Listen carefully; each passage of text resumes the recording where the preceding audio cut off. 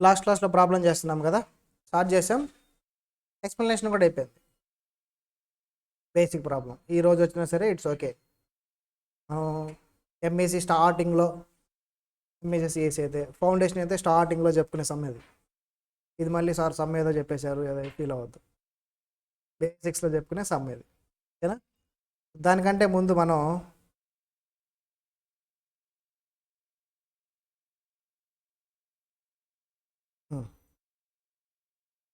రాసుకున్నారా? Personal account గురించి చెప్పుకున్నాం, nominal account, real account, వీటి గురించి చెప్పానా? చెప్పలేదుగా, ఏం చెప్పలా? బిల్లు మీకు చెప్పానా ముందు బ్యాచ్ వాళ్ళకి? చెప్పలేదా? అప్పుడు కూడా మేము పెండింగ్ పెట్టి ఉంటాం. ఇప్పుడు అది ఒకసారి బ్రీఫ్గా ఒక 5 minutes చెప్పేసుకొని ప్రాబ్లం స్టార్ట్ చేద్దాం. సరే, పర్సనల్ అకౌంట్ అంటే ఏంటి, ఏమేమి కవర్ అవుతాయి అక్కడ చెప్పండి? 3 types. ఏవేంటి? Natural, artificial, representative. న్యాచురల్ అంటే మనం అందరం హ్యూమన్ బీయింగ్స్. ఆర్టిఫిషియల్ అంటే ఆర్గనైజేషన్స్, అది ఎనీ ఆర్గనైజేషన్ అవ్వచ్చు, కమర్షియల్ అవ్వచ్చు, నాన్ కమర్షియల్ అవ్వచ్చు, ప్రాఫిట్ అవ్వచ్చు, నాన్ ప్రాఫిట్ అవ్వచ్చు, ఏదైనా సరే ఆర్టిఫిషియల్. రిప్రజెంటేటివ్ అంటే it represents a group. Boys అంటే ఏంటి, ఒక పర్సనా, నెంబర్ ఆఫ్ పర్సన్సా? Number of persons, a group. Girls గ్రూపా, ఒక పర్సనా, గ్రూప్. సో అలాగే debtors represents group of debtor, మనకున్న డెటార్స్ అందరిని కలిపి ఒక పర్సన్ కింద ట్రీట్ చేస్తాం. క్రెడిటార్స్. ఇప్పుడేనమ్మా స్టార్ట్ చేసాం, ఏం చెప్పలేదు, అంతకుముందు చెప్పింది ఒకసారి చెప్తున్నాం మళ్ళీ. సరే, ఫస్ట్ ఏంటి ఇక్కడ పర్సనల్ అకౌంట్ అయిపోయిందిగా. సరే, పర్సనల్ అకౌంట్ ఎప్పుడు వస్తుంది? పర్సనల్ అకౌంట్ మనం ఎప్పుడు రాస్తాం? And money is receivable or payable ఉండాలి, అంటే డ్యూ బేసిస్లో జరగాలి ట్రాన్సాక్షన్. నెక్స్ట్ ఆ డ్యూ బేస్లో జరిగిన పర్సన్కి అమౌంట్ని మనం సెటిల్. ఈ రెండు సిచ్యువేషన్స్లో మనం పర్సనల్ అకౌంట్ని, దీనికి సమ్ రూల్ చెప్తారా? Debit the receiver, credit. రాసుకోండి, అది కూడా ఇక్కడ మీరు రాసింటారు కదా some.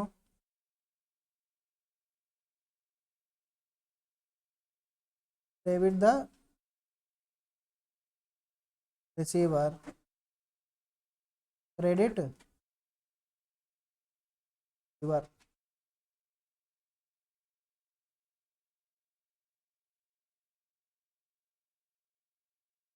Debit the receiver, credit the your, personal accounts.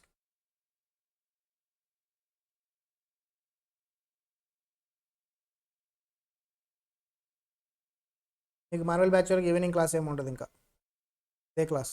Schedule wrong వచ్చింది, మీకు చేంజ్ చేయించాం. 12 to 1 క్లాస్ ఉంటుంది, ఈవినింగ్ 8 వరకు ఏమి ఉండవు కాలేజ్. ఇప్పుడే కాదు 8 వరకు స్టార్ట్ చేసుకుందాం, తొందరపడవద్దు. ప్రస్తుతానికైతే స్టార్టింగ్లో మనం ప్రశాంతంగా కంగారు పడకుండా టెన్షన్ పడకుండా నేర్చుకోవాలి. Real accounts.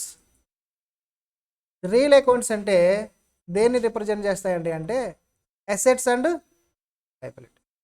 ఏంటమ్మా? Assets and liabilities. Assets and లయబిలిటీస్ని రిప్రజెంట్ చేసేది ఏంటి? Real accounts. అన్ని అసెట్స్ని లయబిలిటీ అన్ని కలిపి ఏమంటా అంటే ఒక కామన్ నేమ్ రియల్ అకౌంట్స్ అంటాం. ఎగ్జాంపుల్, అసెట్స్కి ఎగ్జాంపుల్ చెప్పండి.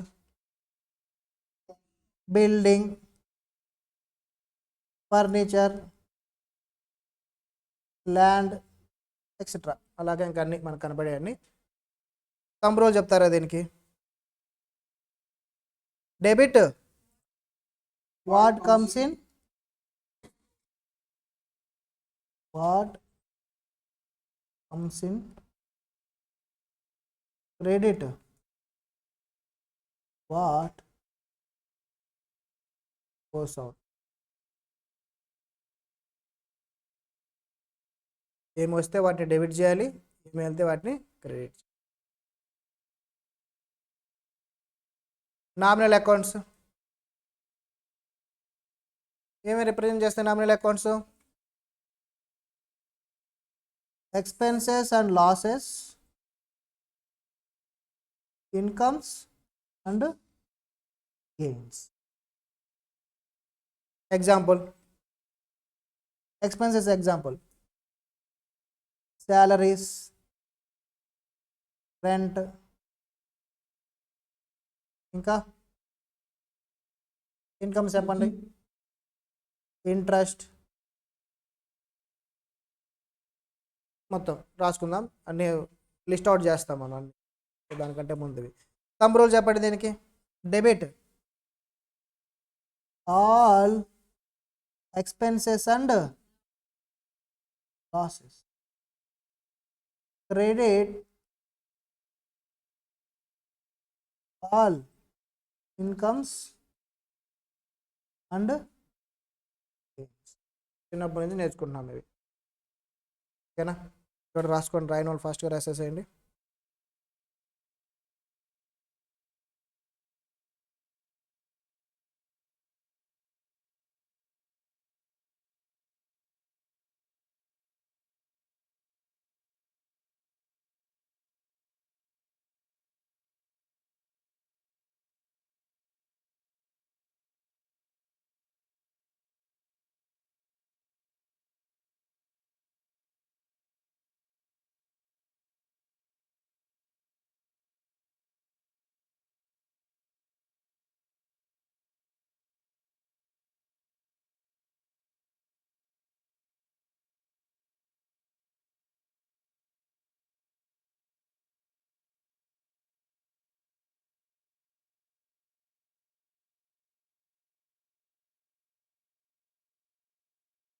ఓకేనా?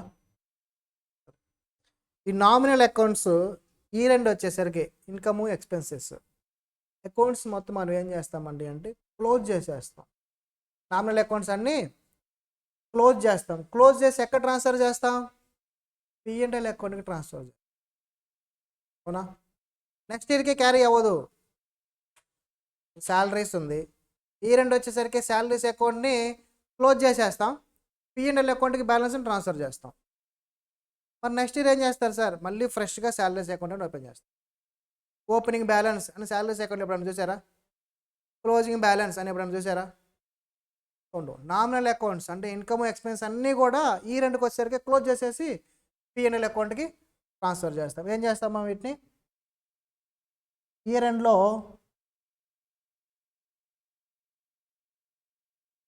Close all accounts and transfer to P&L account.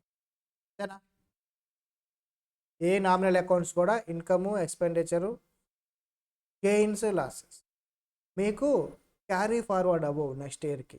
ఏ ఇయర్కి ఆ ఇయరే క్లోజ్ అయిపోతే P&L అకౌంట్ ట్రాన్స్ఫర్ అయిపోతుంది.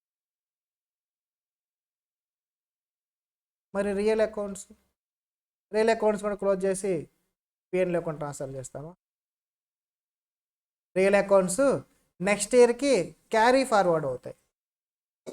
అసెట్స్, బిల్డింగ్ క్లోజ్ చేసి P&L అకౌంట్ ట్రాన్స్ఫర్ చేద్దాం, బ్యాలెన్స్ని చెయ్యం. నెక్స్ట్ ఇయర్కి ఓపెనింగ్ బ్యాలెన్స్ అని చెప్పి ట్రాన్స్ఫర్ చేస్తాం. క్లోజ్ చేస్తాం, నెక్స్ట్ ఇయర్కి ట్రాన్స్ఫర్ చేస్తాం. ఏం చేస్తాం ఇక్కడ?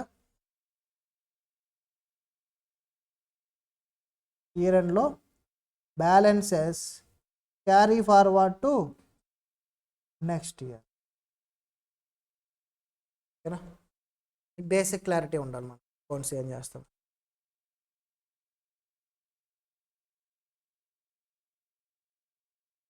ఇంతవరకు ఓకేనా? జస్ట్ ఒక అండర్స్టాండింగ్ మనకు అందరికీ. ఇవేమీ మీకు ఎంసీక్యూస్ కూడా రావు. కానీ ఇవి రాకుండా ముందుకెళ్ళే కొద్ది ప్రతిసారి ఏదో ఒక డౌట్ ఉంటూనే ఉంటుంది బ్రెయిన్లో. ఎందుకు క్లోజ్ చేసాం, ఇది ఎందుకు ఇదైంది అనేది ఒక డౌట్ ఉండిపోతూ ఉంటుంది. స్టార్టింగ్లో అవన్నీ ఒకసారి మాట్లాడుకున్నాం అనుకోండి, ఇంకా తర్వాత డౌట్ ఉంటుంది. ఓకేనా? ఇప్పుడు సమ్ముకు వచ్చేద్దాం. రాస్తున్నారా? రెండు. ఇప్పుడు ప్రాబ్లంకి రండి. మనం ఏం చేద్దాం ఈ ప్రాబ్లంలో? జర్నల్, లెడ్జర్, ట్రయల్ బ్యాలెన్స్ చేసేయాలి. ఏమైంది అయిందమ్మా? 12:20 అయింది. స్టార్ట్ చేద్దామా? First journal. ఈ ప్రాబ్లం కాదుగా మనం చెప్పింది. Very good. వాళ్ళది ఇక్కడ రాసానా?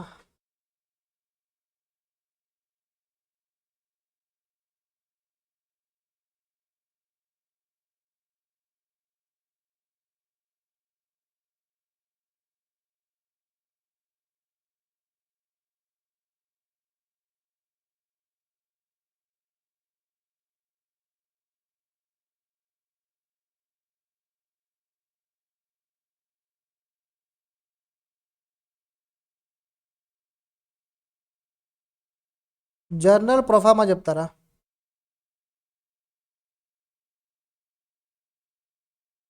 దాదాపుగా ఎంపీసీ వాళ్ళు ఆల్రెడీ ఫౌండేషన్ కూడా చూసుంటారు. సో నేను మళ్ళీ ప్రొఫార్మా ఎలాగుండా అని చెప్పేసి ఎక్కువ టైం స్పెండ్ చేయం. జస్ట్ మీరే చెప్తా ఉంటారు, నేను చేసుకుంటూ వెళ్ళిపోతాం. అందరం కలిసి రివైజ్ చేస్తున్నాం బేసిక్స్ని. ఓకే, మళ్ళీ ఫ్రెష్గా నేర్చుకుంటున్నాం అనే ఉద్దేశం ఎవరికి ఉండకూడదు, ఫీల్ ఉండకూడదు. మనకు తెలిసిందని ప్రాక్టీస్ చేస్తున్నాం మీకు. ఓకే, మనకు తెలియని వాటిని ఫ్యూచర్ టాపిక్స్ ఉంటాయి, అవి నేర్చుకుంటాం.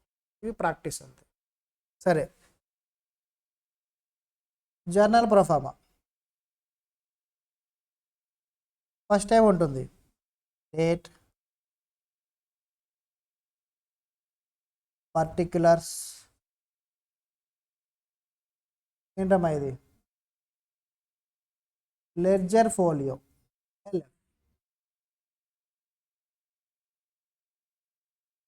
ఫస్ట్ ప్రాబ్లం కాబట్టి మొత్తం డీటెయిల్గా రాద్దాం.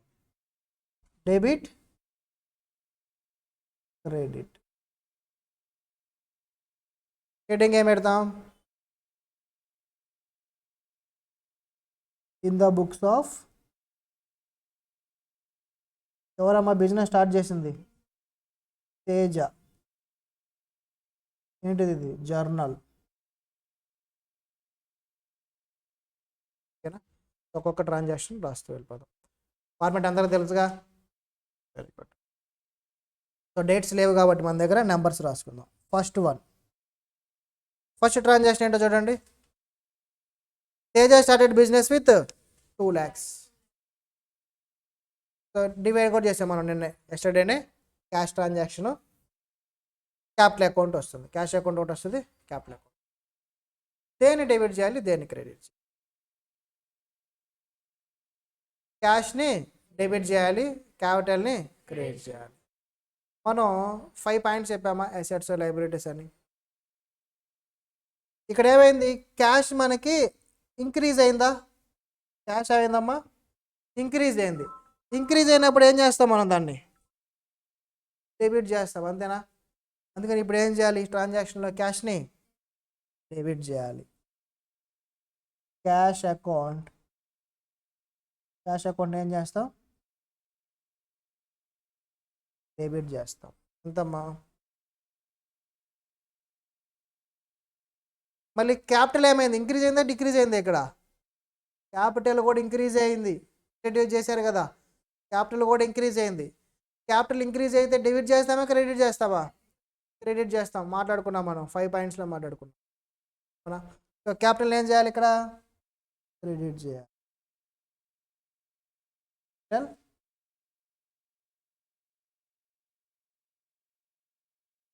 narration, paying, capital introduce.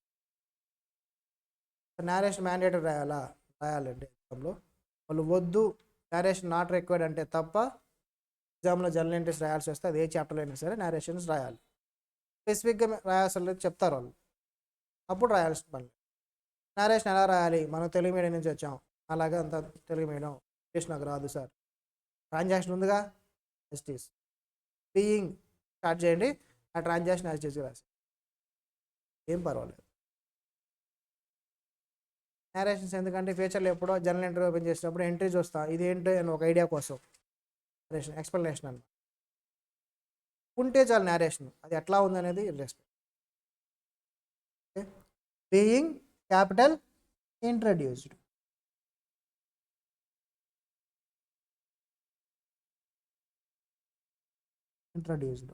మీరు రాసుకోండి అమ్మా నీట్గా. నా ఎగ్జామ్స్ అయిపోయి నేను క్వాలిఫై అయ్యి కాబట్టి నేను ఒకటి రాస్తా. సరే, ఫస్ట్ అయిపోయిందా? సెకండ్ ట్రాన్సాక్షన్ చూడండి. Purchased furniture of rupees 50,000 cash transaction. ఈ ట్రాన్సాక్షన్లో ఏం జరుగుతుందో ఆలోచించండి. ఏది ఇంక్రీజ్ అవుతుంది, ఏది డిక్రీజ్ అవుతుంది. ఫర్నిచర్ మనం పర్చేజ్ చేసాం, క్యాష్ ఏమో పేమెంట్ చేసాం.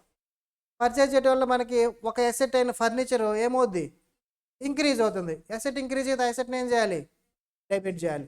ఫర్నిచరు గూడ్సా సెట్ కాబట్టి ఫర్నిచర్ అకౌంట్ వస్తుంది. సో ఫర్నిచర్ ఇంక్రీజ్ అయింది కాబట్టి ఫర్నిచర్ అకౌంట్ ఏం చేయాలి, డెబిట్ చేయాలి.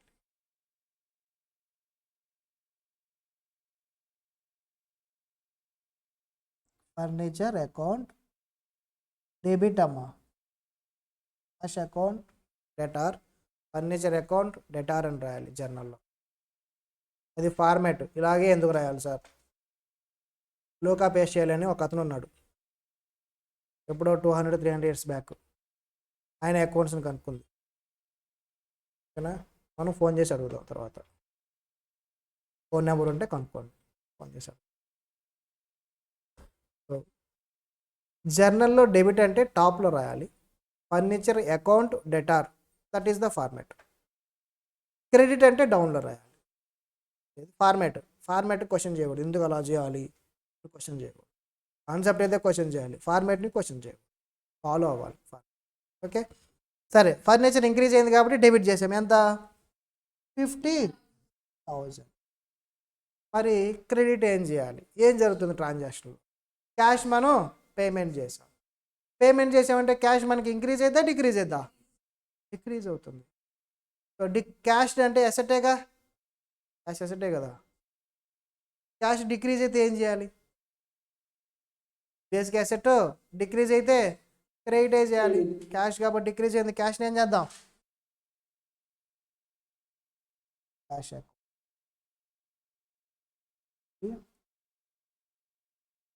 ఓకేనా, పేయింగ్ ఫర్నిచర్ పర్చేజ్ నరేషన్ మీరు రాసేయండి, పేయింగ్ ఫర్నిచర్ పర్చేజ్. ఓకేనా, సింపుల్గా ఉందా జర్నల్ ఎంట్రీస్? నెక్స్ట్ మనం ఇప్పుడు దాకా ఎలా ఆలోచిస్తున్నాం అమ్మా, మనం 5 పాయింట్స్ ఏమో ఇప్పుడు మైండ్లో తెచ్చుకుంటున్నాం. ఇంక్రీజ్ అయితేనేమో డెబిట్ చేస్తున్నాం, డిక్రీజ్ అయితే క్రెడిట్ చేస్తున్నాం అసెట్స్. అదే క్యాపిటల్ ఇంక్రీజ్ అయితే క్రెడిట్ చేస్తున్నాం, డిక్రీజ్ అయితే డెబిట్ చేస్తాం. అదే ఫార్మాట్, అదే ప్రిన్సిపల్స్ ఫాలో అవుతుంది. సింపుల్గా మీకు గుర్తుండాలి అని అంటే ఏదైనా సరే మనకి ఏం వస్తే వాటిని డెబిట్ చేయండి, మన దగ్గర నుంచి ఏం బయటికి వెళ్తే వాటిని క్రెడిట్ చేయండి. ఏదైనా కానీ ఏం చెప్పా, ఏమి రిసీవ్ అయితే వాటిని డెబిట్ చేయండి, ఏది మన దగ్గర నుంచి బయటకు వెళ్తుంటే వాటిని క్రెడిట్ చేయండి. ఇదే ట్రాన్సాక్షన్ ఆలోచించండి. అలాగా ఫర్నిచర్ పర్చేజ్ చేయడం మనకేం వచ్చింది, ఫర్నిచర్ వచ్చింది కదా, వచ్చిన ఫర్నిచర్ ఏం చేసాం, డెబిట్ చేసాం. మన దగ్గర నుంచి ఏం పోతుంది, క్యాష్ పోతుంది. క్యాష్ పోతుంది కాబట్టి క్యాష్ని ఏం చేయాలి, క్రెడిట్ చేయాలి. అది ఇంక్రీజా డిక్రీజా, అది నామినలా రియలా పక్కన తర్వాత. సింపుల్గా గుర్తుపెట్టుకోవాల్సింది జర్నల్ ఎంట్రీ రాసేటప్పుడు మనకి ఏమి రిసీవ్ అవుతుంటే, మనకి ఏం వస్తుంటే వాటిని డెబిట్ చేసేద్దాం, ఏవి మన దగ్గర నుంచి పోతుంటే వాటిని క్రెడిట్ చేద్దాం. రావటం పోవటం కానీ జరగట్లా, సంథింగ్ ఏదో మిస్ అవుతుంది. మిస్ అవుతుంటే కంపల్సరీగా మీకు ఒక పర్సనల్ అకౌంట్ ఉంటుంది. ఏదైనా మిస్ అయిందంటే పర్సనల్ అకౌంట్ ఉంటుంది, ఆ నేమ్ రాసేసేయండి. పర్సనల్ అకౌంట్ నేమ్ రాసేసేయండి, ఎంట్రీ అయిపోతుంది. అర్థమైంది ఏం చెప్పారు? అకౌంట్స్ బేసిక్స్ కాన్సెప్ట్ అంతా పక్కన పెట్టేయండి. సింపుల్గా ఎంట్రీ రాయాలంటే ఏమొస్తుంది, వస్తుంది కనబడుతుంది, ఫర్నిచర్ డెబిట్, ఏం పోతుంది, క్యాష్ క్రెడిట్. ఒకవేళ మీరు క్రెడిట్కి పర్చేజ్ చేశారు అంటే క్యాష్ ఇవ్వాలా, క్యాష్ ఇవ్వకపోతే క్యాష్ మనకు పోవట్లేదుగా, సో క్యాష్ రాయకూడదు. ఏమి రాస్తాం మరి అక్కడ, కంపల్సరీగా నీకు పర్సనల్ అకౌంట్ ఉంటుంది. క్రెడిట్ అంటే పర్సనల్ నేమ్ చెప్పాలిగా, ఆ క్యాష్ ప్లేస్లో ఏం చేస్తాం, పర్సనల్ నేమ్ రాసేస్తాం. అయిపోయిందా ఎంట్రీ?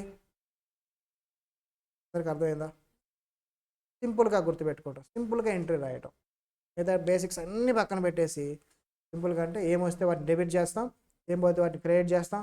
ఏమి కనిపించట్లా, పర్సనల్ నేమ్ ఉంటుంది, దాన్ని నేమ్ రాసేసి. ఓకేనా, సేమ్ అలాగే నెక్స్ట్ ట్రాన్సాక్షన్ ఆలోచిద్దాం. Purchased goods worth 60,000 for cash.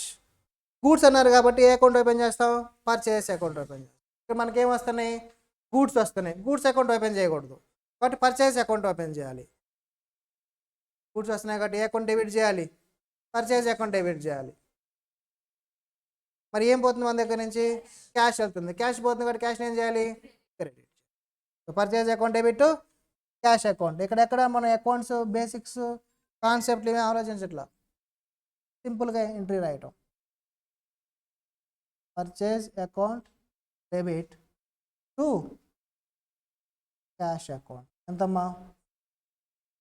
3000.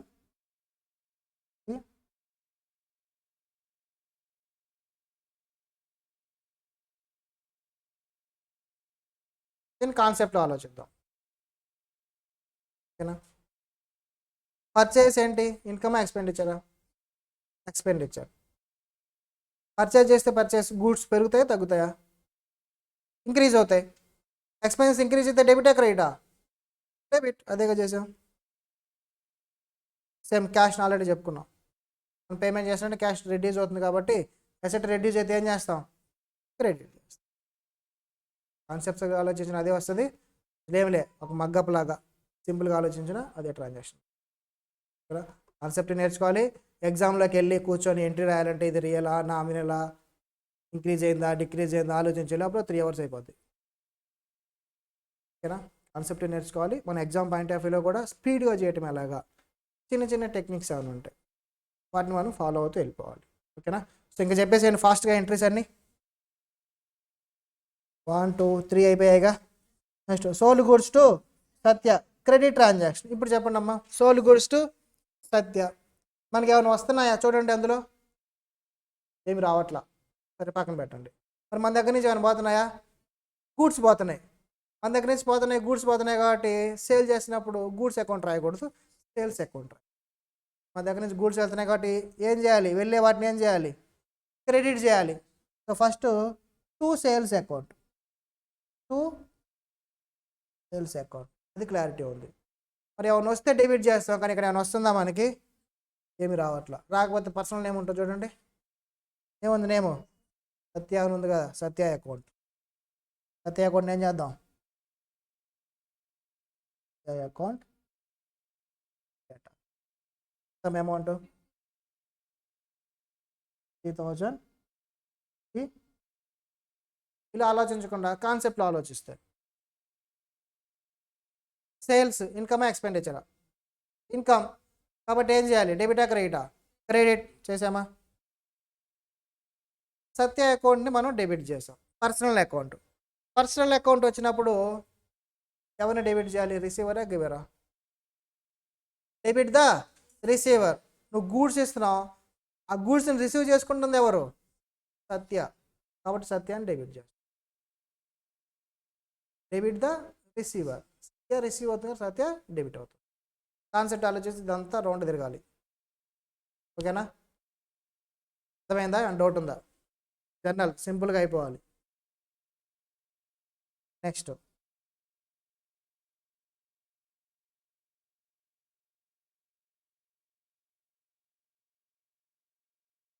Transaction ఏంటమ్మా? Purchased goods of ₹40,000 from Pavan. గూడ్స్ని పర్చేజ్ చేసామంటే మనకు గూడ్స్ ఇంక్రీజ్ అవుతాయి, అంటే పర్చేస్ ఇంక్రీజ్ అవుతాయి. ఇంక్రీజ్ అవుతాయి కాబట్టి డెబిట్. మనకు వస్తుంది గూడ్స్ కాబట్టి purchase debit. Purchases account debit. మనం పేమెంట్ చేసామా ఏమన్నా? మన దగ్గర నుంచి ఏమైనా పోతున్నాయా? ఏం పోవట్లా. కానీ పర్సనల్ ఏముంటుంది? ఏం పోవట్లేదు కాబట్టి పర్సనల్ ఉంటుంది. ఎవరు? పవన్ అకౌంట్.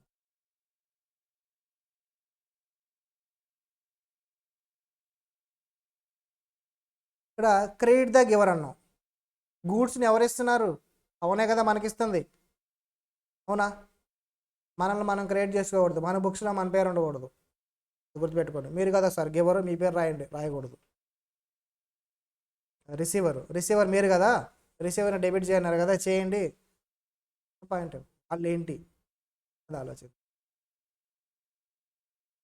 ఎంత అమౌంట్? ఎంత? 30.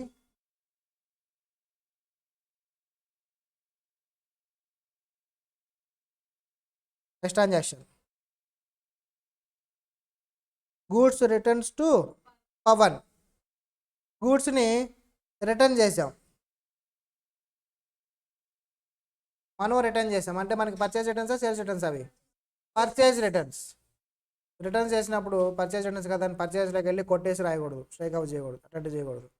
మనం ఏం చేయాలి, పర్చేజ్ రిటర్న్స్ అని ఒక అకౌంట్ని ఓపెన్ చేస్తాం. డెబిట్ చేయాలి, క్రెడిట్ చేయాలి. దగ్గర నుంచి పోతున్నాయి కదా పర్చేజ్ రిటర్న్స్ అంటే, పోయినప్పుడు పర్చేజ్ రిటర్న్స్ అకౌంట్ ఓపెన్ చేయమన్నారు కాబట్టి ఆ అకౌంట్ని క్రెడిట్ చేసుకుంటాం. To purchase returns account. మరి ఏం డెబిట్ చేయాలి, మనం పోతున్నాయి ఏమైనా వస్తున్నాయి మనకి రావట్లా. ఒక పర్సన్ ఉంటారు, పర్సన్ ఎవరమ్మా అక్కడ, పవన్, అతను డెబిట్ చేసేది.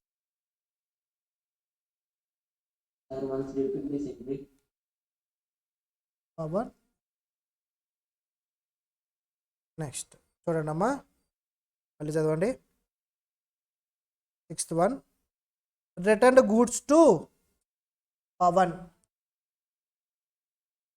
ఏం జరుగుతుంది చెప్పండి, గూడ్స్ని మనం రిటర్న్ చేస్తున్నాం అంటే మన దగ్గర నుంచి గూడ్స్ డిక్రీజ్ అవుతున్నాయి. డిక్రీజ్ అవుతున్నప్పుడు పర్చేజ్ అకౌంట్ని డిక్రీజ్ చేయకూడదు. దట్ మీన్స్ రిటర్న్ ఇస్తున్నప్పుడు పర్చేజ్ దగ్గరికి వెళ్ళి మనం దాన్ని తగ్గించకూడదు. అలా కాకుండా వేరే స్పెషల్ అకౌంట్ ఒకటి ఓపెన్ చేయాలి. అదే అకౌంట్ అంటే పర్చేజ్ రిటర్న్స్ అకౌంట్. మనం గూడ్స్ని రిటర్న్ మనం ఇస్తుంటే పర్చేజ్ రిటర్న్స్ అనే అకౌంట్ ఓపెన్ చేసుకోవాలి. ఆ అకౌంట్కి క్రెడిట్ చేస్తాం. మరి డెబిట్ ఏం చేస్తాం, ఎవరికి మనం రిటర్న్ ఇస్తున్నాం, పవనే కదా రిసీవరు, కాబట్టి పవన్ని డెబిట్ చేయాలి. అర్థమైందా ఆన్లైన్లో వాళ్ళు? సో ఎంట్రీ ఏంటమ్మా చెప్పండి, Pavan account debit to purchase returns account. అర్థమైందా, పర్చేజ్ రిటర్న్స్. డౌట్ అడిగిన వాళ్ళు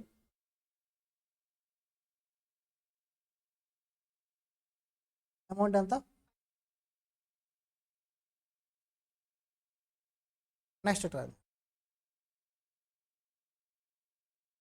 రిటర్న్స్ రిసీవ్డ్. మనం రిసీవ్ చేసుకున్న రిటర్న్స్ అంటే మనకి ఏమవుతాయి, అవి మనం సేల్ చేస్తే కదా రిటర్న్స్ వచ్చేది, సేల్స్ రిటర్న్స్ అవి. ఫ్రమ్ సత్య దగ్గర నుంచి మనకి సేల్స్ రిటర్న్స్ వచ్చాయి. సేల్స్ రిటర్న్స్ మనకి ఏమొస్తున్నాయి, సేల్స్ రిటర్న్స్ వస్తున్నాయి. డెబిట్ ఏం చేయాలి, సేల్స్ రిటర్న్స్నే డెబిట్ చేయాలి. మనకి ఏమో రిసీవ్ అవుతుంటే అదే డెబిట్ చేయాలి. సేల్స్ రిటర్న్స్ కదా, సేల్స్ రిటర్న్స్ని డెబిట్ చేద్దాం.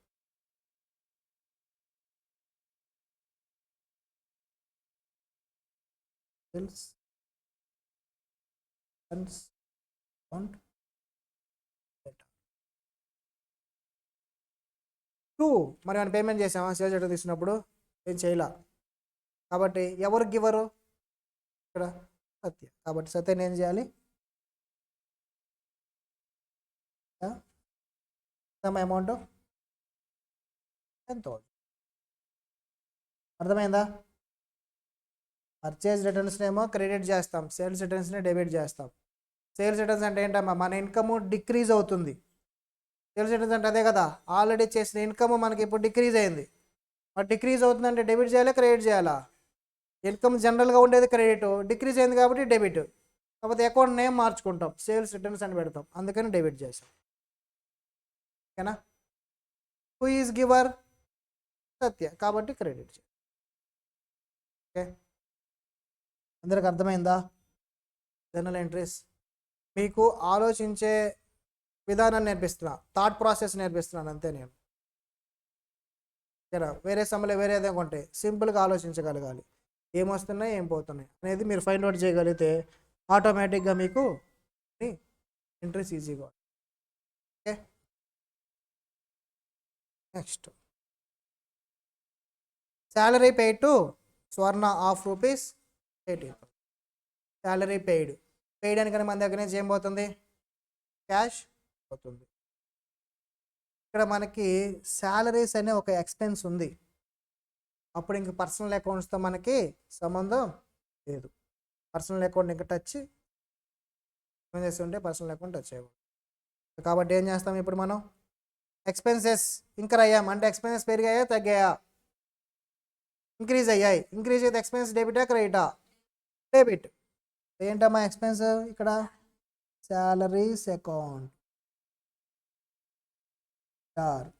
2. మన దగ్గర నుంచి ఏం పోతున్నాయి, క్యాష్ పేమెంట్ చేయడం, క్యాష్ డిక్రీజ్ అయింది, అసెట్ డిక్రీజ్ అయిందంటే క్రెడిట్ చేయాలి. ఓకే, 2 క్యాష్ ఎంతమ్మా 3000. వర్ణ పార్టీ రెడీ చేసుకోవాలి, మరి రెడీ చేస్తారు. 3000 శాలరీ తీసుకొని పార్టీ ఇవ్వరమ్మా మీరు? సరే, next transaction. Paid 30,000 to Pavan as final settlement.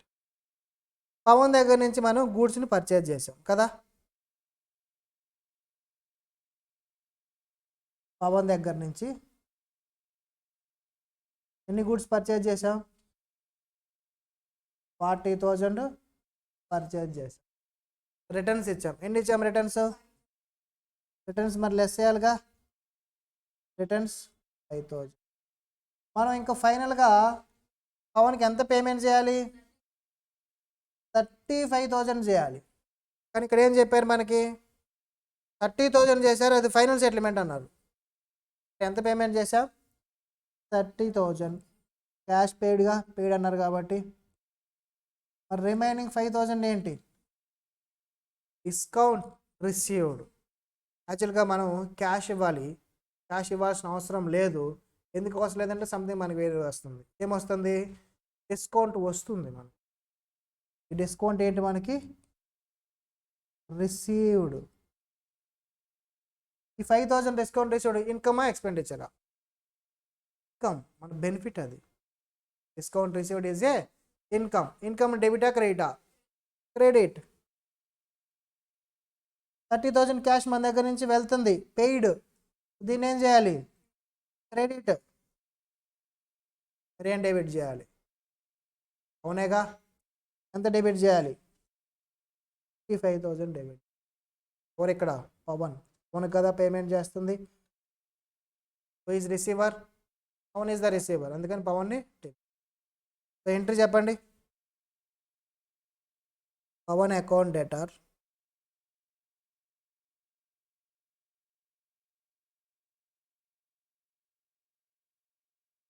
Pawan account debtor ఎంత మా అమౌంట్?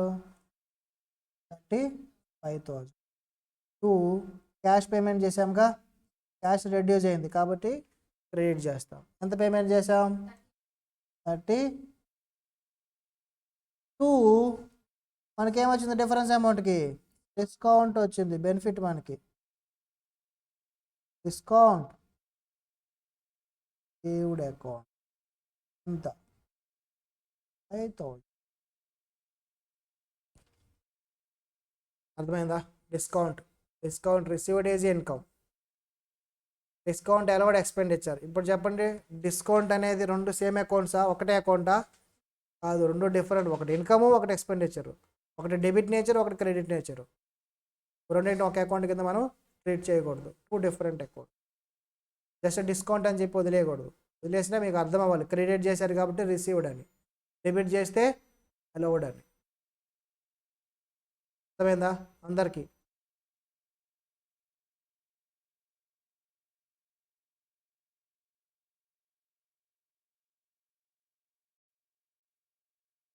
అమ్మా,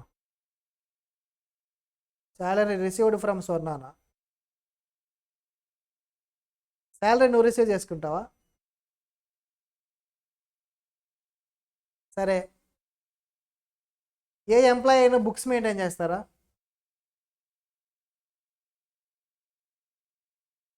ఏ ఎంప్లాయీ అయినా జనరల్ ఎంట్రీస్ రాసుకుంటారా? బిజినెస్ పాయింట్ ఆఫ్ వ్యూలో మాత్రమే బుక్స్ ఉంటాయి.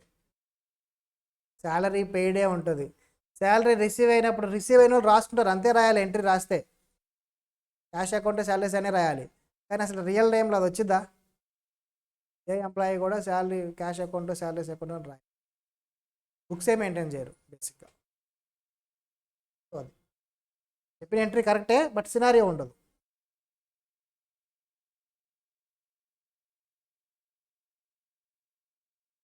నెక్స్ట్ లాస్ట్ ట్రాన్సాక్షన్ ఏంటమ్మా ఇది? Received 35,000 from Satya as final.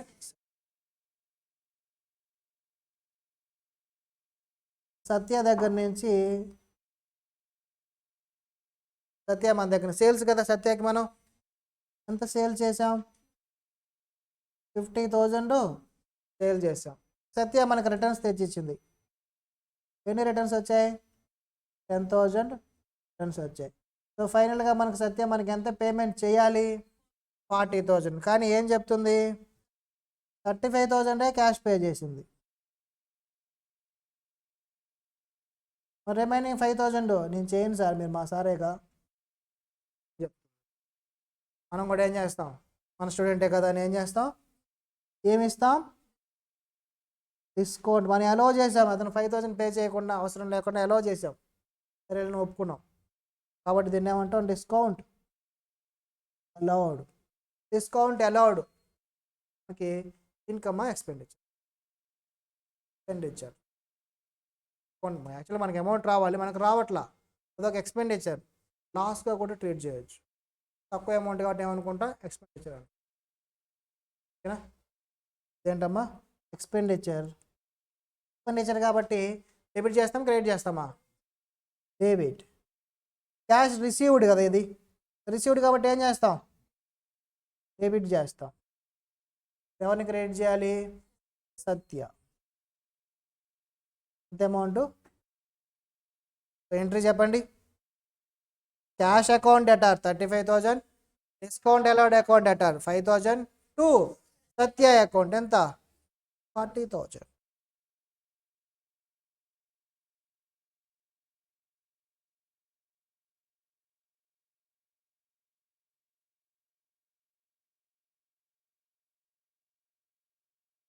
Cash account or discount allowed account debtor to Satya account. ఎంత మా అమౌంట్ చెప్పండి? 35,000, 5,000,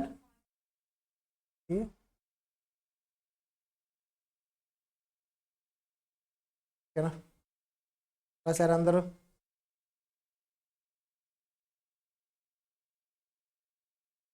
మీరు అబ్జర్వ్ చేస్తే ఈచ్ ట్రాన్సాక్షన్కి డెబిట్ క్రెడిట్ డిఫరెంట్ అమౌంట్స్ రాసామా, సేమ్ అమౌంట్ రాసామా?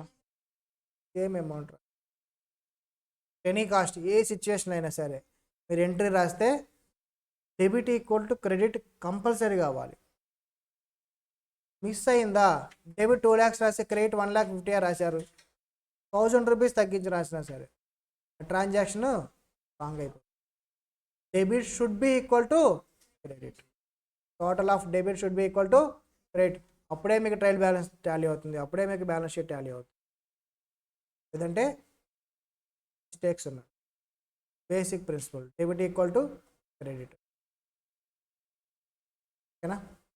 రాయండి. 2 minutes. రాయను వాళ్ళు రాసుకోవాలి.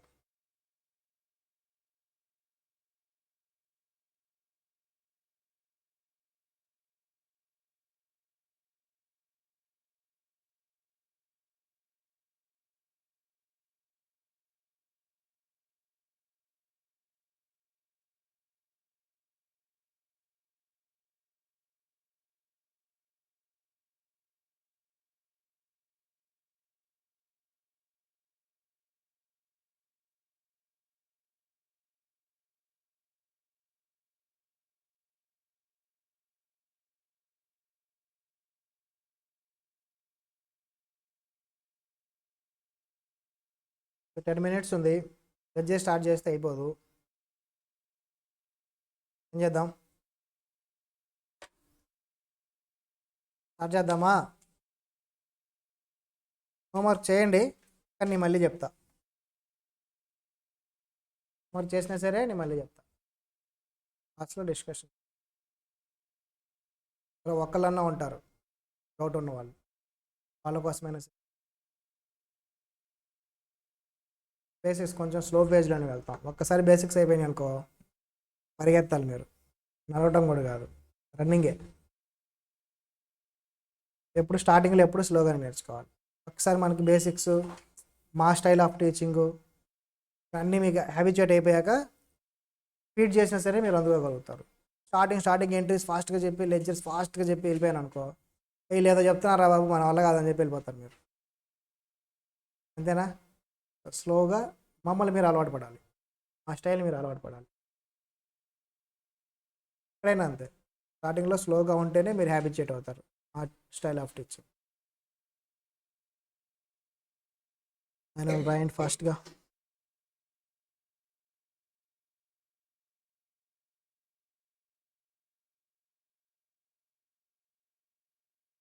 టుమారో లెక్చర్ అయిపోతుంది, ట్రయల్ బ్యాలెన్స్ అయిపోయింది. అంటే 1 అవర్ కాబట్టి అది కూడా క్లాస్ అయింది. టుమారో 1.5 అవర్ క్లాస్ ఉండేది చూస్తాను నేను. 1.5 అవర్లో లెక్చర్ ట్రయల్ బ్యాలెన్స్ అయిపోతుంది. చిన్న అవుట్ స్టాండింగ్ ప్రీపేర్లు దాని మీద ఒక చిన్న డిస్కషన్ పెట్టుకొని అది అయిపోయాక జనరల్ ఎంట్రీస్ అన్నీ వచ్చాయన్నీ కామన్గా ఎంట్రీస్ రాసుకుందాం. ప్లస్ వీటితో పాటు సరే మీకు చిన్న హోంవర్క్ ఇస్తారు. దీంతో పాటు హోంవర్క్ ఏం చేయాలంటే మీరు మనకేమంటే మా 5 పాయింట్స్ చెప్పండి.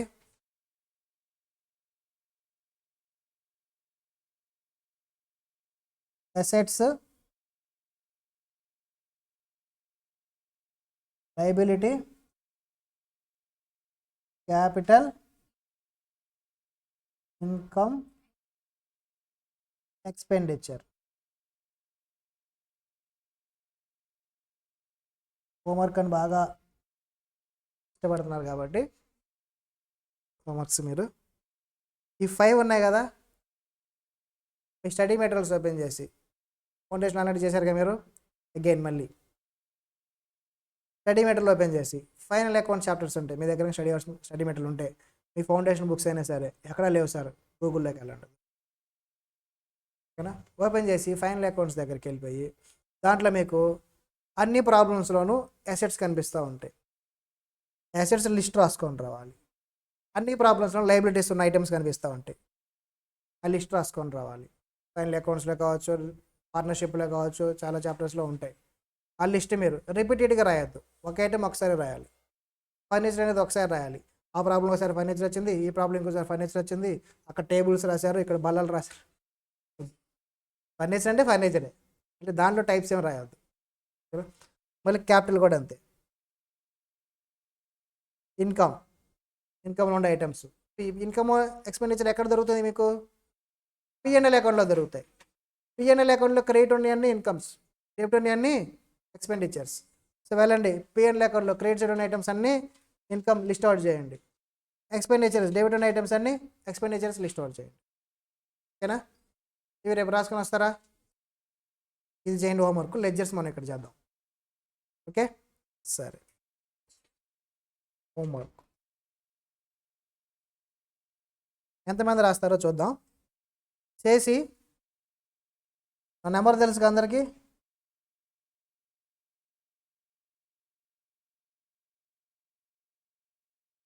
నా పర్సనల్ నెంబర్ ఒకటే.